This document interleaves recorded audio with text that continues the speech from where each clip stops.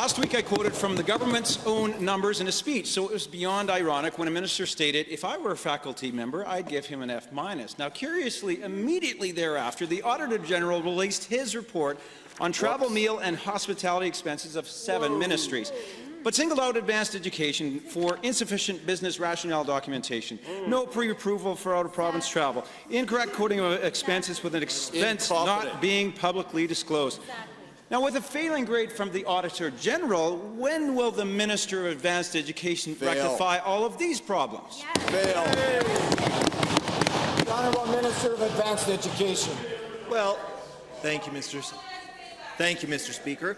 And we want to thank the Auditor General for his guidance on this matter, and we're working with the Auditor General and the Finance Department because we recognize that we have some processes that we can improve, Mr. Speaker, and we're working diligently to make sure that those processes are better going forward, Mr. Speaker. Supplemental. Given that during debate last week the minister suggested a certain member had not done his homework, and given that the Ministry of Advanced Education was the only ministry audited which did not have the proper systems or protocols in place, again to the minister, it would appear that perhaps you have been singled out as not having completed your homework. So will you take this opportunity here now in this chamber to explain to all Albertans why your office and your department were the only ones not following the rules? The Honourable Minister of Advanced Education. Well, Mr. Speaker, of course, we take our responsibility for managing tax dollars prudently, very seriously, Mr. Speaker, and that's why we're working with the Auditor General and our finance departments to make sure that our processes are improved going forward and that we have the proper documentations and controls in place so that all of our expenses are beyond question, Mr. Speaker, and I want to thank the Auditor General for helping us see the error of our ways, and I want to assure everyone in this House that we're making sure that we do a better job in the future. Second supplemental. Albertans are wondering what he'd be saying if he wasn't caught.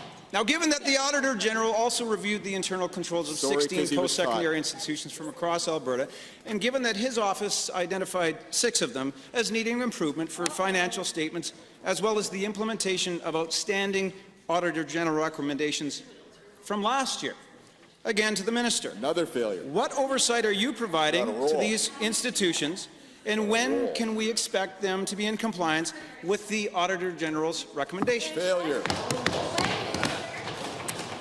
Well, thank you, Mr. Speaker, and I want to thank the honourable member for the question. Of course, we are very concerned about some of the issues that the Auditor General raised with respect to the financial reporting that took place at a number of the institutions that he identified in the report. We're working with those institutions to make sure that they have all of the information that the Auditor General needs in future reports, and we're working diligently to make sure that everything is going to be in better shape for the next Auditor General.